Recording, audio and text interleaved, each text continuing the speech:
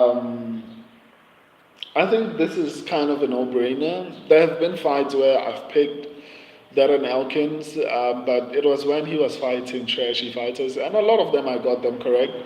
Even as he was old, I've predicted a couple of his fights, and I've gotten most of them correct. But at this point, and I know that the Julian Erosa is not particularly young, but he's still young-ish, and he's not fighting at championship level. So even if you are past 36, 37, you can still perform really well as long as you are not fighting in championships, right? So I feel like this one is a no-brainer. Julian Erosa throws significantly more than Darren Elkins. Darren Elkins, unfortunately, is a little bit slower because of the age. I think he's 40 years old, something like that, similar to Jim Miller. So their speed is no longer the same, and obviously endurance is no longer going to be the same. And when I speak about endurance, I'm speaking about a fighter's ability to take a punch, right? So that's basically what I'm referring to when I speak about endurance, and I don't feel like Darren Elkins will have that, especially when you take into consideration um, but again, what do you call him? Julian Erosa's finishing abilities, right? So for me personally, I don't know, man. On the field, Erosa is terrible defensively, right? He gets hit a lot, but at the same time, he throws a lot of volume, right? So it's a give and take with Julian Erosa, even though, which means he can get caught, unfortunately. Um, but I'm not too worried about Darren Elkins actually getting catching Julian Erosa. I would be disappointed if that ends up happening. So I don't know, man. On the feed, like I said, I think Julian Erosa throws a lot of strikes, right? But at the same time, unfortunately, it also means he gets hit a lot, right? He gets hit a lot in his fights. So that's the downside of it. Whereas I feel like Darren Elkins is a little bit better defensively. Um, I know his name is the damage and he gets hit a lot, but I honestly still feel like between Julian Erosa and Darren Elkins, I feel like Darren Elkins is a little bit better defensively. However, I don't think that's going to matter because I still feel like Julian Erosa is going to be better as far as striking goes. And then when it comes to grappling, Darren Elkins is a little bit tricky, but I still feel like Julian Erosa is going to have the advantage as far as the grappling goes. And like I've been saying, like I said in the Chase Hooper versus Jim Miller fight, I always favor the guy who is better at defensive wrestling, right? Whenever the two people in a fight have good wrestling abilities, I normally go with whoever I feel like is better defensively because that person is less likely to get reversed, right? So let's say, for example, Hamza Chimaev fights maybe Bo Nickel, for example. I'm not going to go with my favorite. I'm going to look at who I think is better defensively. And I think the person who's better defensively would be Chimaev, but I would have to research that first. So in this situation, I think Julian Erosa is a little bit better defensively. Michael Vezi, don't forget that Elkin's job is to get hurt, and he's old. The only thing Elkins is good at is being punched in the face. I get that, but I feel like Julian Erosa also gets hit a lot, man. Julian Erosa gets hit significantly a lot. Just that obviously Elkins is a lot older now, unfortunately for him. But defensively, I think he's still pretty decent. He's been able to actually avoid getting hit too much, and even just the only problem is even though he doesn't get hit a lot, it also means he doesn't throw a lot of volume. So both of them have advantages and disadvantages. So Elkins doesn't get hit as much as I feel like Julian Erosa gets hit in fights, but at the same time, Darren Elkins does not throw a lot of strikes, whereas I feel like Julian Erosa throws a lot of strikes in a fight. And then on the ground, like I was saying, I feel like Erosa is going to be better because I think he's better defensively. I think he's a better defensive wrestler. So the possibility of him being on his back are very slim.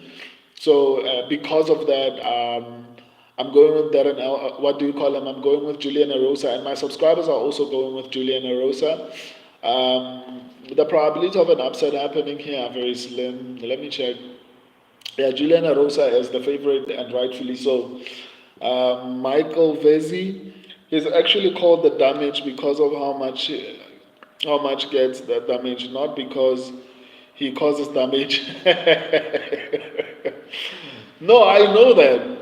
I know that. But when you look at all I'm saying is look at Julian Erosa's fights and look at Darren Elkins' fights, right?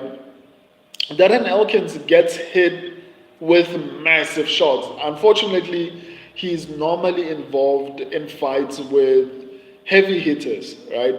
So people look at him bleeding and everything like that, and which makes sense because he's fighting people who are able to make him bleed. But what I'm talking about is volume. So let's say, for example, Darren Elkins is fighting someone. Darren Elkins might get hit by 50 punches, for example, and he bleeds, right? And it causes damage, like his nose is busted, his lip is busted, his eye is busted. But he doesn't absorb as much as Julian Erosa. Julian Erosa in a fight maybe will get hit 100 times, but maybe the damage won't be as visible. But Julian Erosa's striking defense is not good, man. It's probably one of the most horrible in the UFC, to be honest. Erosa gets hit a lot, and the probability of him getting caught by a punch is extremely high. His striking defense is bad, to be honest. Like his striking defense is bad. So basically, what I'm trying to explain is that Elkins gets damaged when he fights, so he's going to have a scar of his eye that is going to be bleeding. He's going to be bleeding from his nose, from his mouth, because of the significance of the punches that he absorbs. So, whereas when Julian Erosa gets hit, it's more of volume and it hardly ever shows as significantly as it shows on Darren Elkins. But when we talk about how many punches land on Julian Erosa versus Darren Elkins, Darren Elkins is a little bit better at avoiding getting hit too many times. Whereas I feel like Julian Erosa gets hit a lot, but for whatever reason, damage doesn't necessarily show more on him. Just look at his fights, you'll see what I'm talking about. Julian Erosa gets hit a lot, just that he doesn't show damage as much as Darren Elkins. So, which means that Julian Erosa might be good at flowing with the punches. So let's say if someone is landing, he does things like this, like when he gets hit, like a direct punch, he'll move back. So even if he gets hit, it's not direct shots, which is why maybe it doesn't have the same effect as Darren Elkins, who normally whenever he gets hit, he waits, he stands firm and absorbs that punch like this. Whereas when Julian Erosa gets hit, he flows with the punches. So even if it lands, he's moving with the momentum, so it's not as impactful. So maybe that's probably why. Maybe Julian Erosa is a little bit better with flowing with the punches, whereas Darren Elkins takes them head on and absorbs them with their full impact. That's probably the problematic thing with Darren Elkins. But when we talk about volume, Erosa gets touched a little bit more. Just that maybe he's better with flowing with the punches. That's why it's not as damaging whenever he absorbs punches. So that's why I've been saying that I feel like Elkins is better at avoiding getting hit too many times, but he's not good. He's not good at absorbing at absorbing strikes. So he will absorb the full impact of every strike, whereas Erosa is going to flow with it to minimize the impact of the strike. So that's basically what I was trying to explain. Um, Flip Laco, that's sad. Yeah, I agree, man. Michael Vesey, but I would kind of be embarrassing for Erosa to beat up all those prospects such as Woodson, C-Rod, etc., only to lose to old man who has head movement, who doesn't have any head movement. I fully agree. That's why I say I'm explaining how I'm explaining it, even though I wasn't explaining it the right way. I wasn't using the correct terms in order to explain it. But basically, you summed it up perfectly. Darren Elkins does not have head movement. So because of the lack of head movement, he absorbs the full impact of every strike. Erosa is good at flowing with the punches, so most strikes don't hit him clean, even though he gets hit a lot, they don't hit him clean. So, and I agree with you, like it would be pretty stupid for him to actually lose to a 40-year-old after derailing good prospects because C-Rod is very, very talented. Okay, not very, very talented, but he's pretty good. I mean, even losing to Costa is not too bad. Um, but I'm mad at him for that because he was the only pick I got wrong on that particular card. Anyway, so yeah, that's basically the breakdown. Even on the ground, I feel like Erosa is going to be slightly better because he's better defensively. Carlos Rosales, whoa, are you talking about UFC here? Yeah, this is a UFC breakdown channel. Actually, it's statistics, analysis, and breakdowns. So if you go to the video section of the channel, you'll find a different set of statistics. If you go to the short section, which is the biggest section of the channel, because that's where I started. So if you go to the short section, you'll find a plethora of information. And then if you go to the community section, that's where my subscribers vote. So I don't know if you heard me, but my subscribers and I went with Julian Erosa. And my subscribers normally vote for their picks on the community section. And all their predictions are implemented into every single video on the channel. So just go through the entire channel and then you'll see what I'm talking about. Just read through the community section first, understand some of the things that have been written there, and then once you go through the community section, go through the video, the shorts, and the live section of the channel. I think it'll be a little bit more easier to understand once you do it like that. Awesome, I'll check it out. I love fight content. Thank you, man. If you love fight content, this is the place to be. Welcome to the family. I also do watch alongs. So, for example, UFC 314, I'll be watching it live with you guys from the early prelims up until the main card. I don't sleep, unfortunately, especially because UFC normally plays at around midnight in South Africa.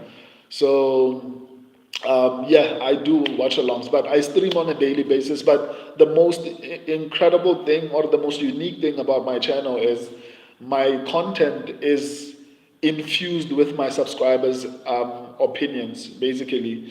So my subscribers get to have their own predictions and the statistics on the channel. So just go through the channel and you'll understand what I'm talking about. But first, start in the community section because that's where the voting happens. For example, the voting for the next UFC Fight Night card versus Ian Gary and Carlos Prates is currently happening. Like the voting is out. Voting normally ends on Fridays, and then the predictions start to come out on Saturdays. So voting starts between Sunday and Friday, or rather, voting starts in Sunday, ends on Fridays, and then subscribers vote for different statistics, and then their predictions are included in every single video on the channel. So Go to the community section, look through it. It won't make sense at first. Then go to the video section of the channel. It'll start to make a little bit more sense. And go to the short section of the channel. That's the biggest part of the channel. That's where I get, if you look at my channel, I have like 15,700. It's about to be 800 subscribers. I have 4.2 million views, total views. So that's where a lot of my views and my subscribers are coming from, the short section. So I'm trying to grow the live section and the video section. So yeah, hopefully you guys join me. Let me not make the stream too long.